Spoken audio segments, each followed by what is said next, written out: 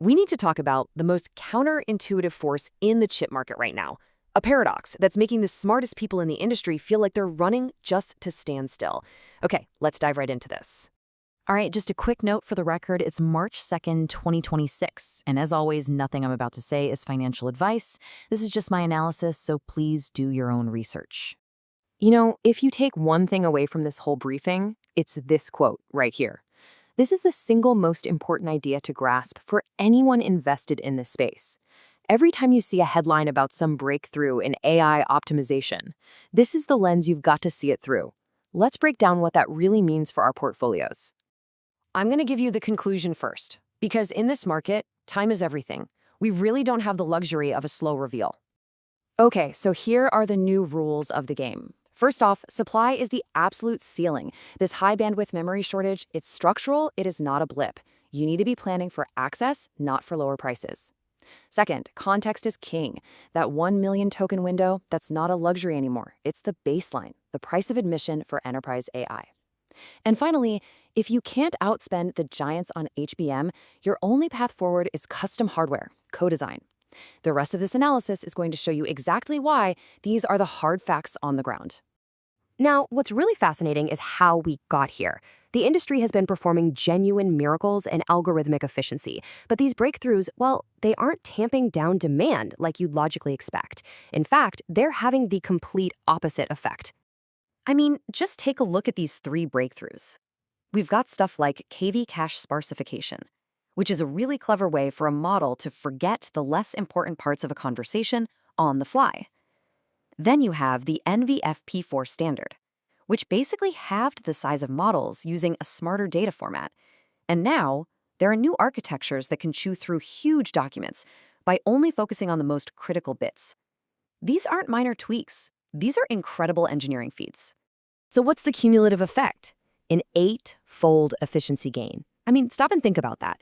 In any other industry, making something 800% more efficient would create a massive surplus. It would absolutely create a crisis. You'd have a supply glut of epic proportions. Which brings us to the central paradox we all need to wrap our heads around. If we're getting so much better at using memory, why is the demand for it accelerating to a point where supply is sold out for the next year and a half? What is going on? Well, the answer isn't in some brand new white paper. It actually lies in a classic economic principle from the 1860s that's now hitting the tech world like a tidal wave. It's called the Jevons paradox. And to put it simply, when a resource gets cheaper or easier to use, we don't just use less of it to do the same old things. Nope.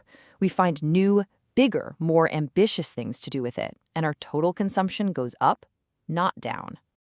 And this slide, this perfectly illustrates that trap in action. The expected result of that 8x efficiency gain was, logically, that companies would buy about 87% less memory for the same tasks. But the actual result? They kept their memory budget exactly the same and just used that newfound efficiency to explode their capabilities, going from handling 32,000 tokens of context to over 1 million. We didn't bank the savings. We immediately spent them on feeding the AI entire code bases in a single prompt.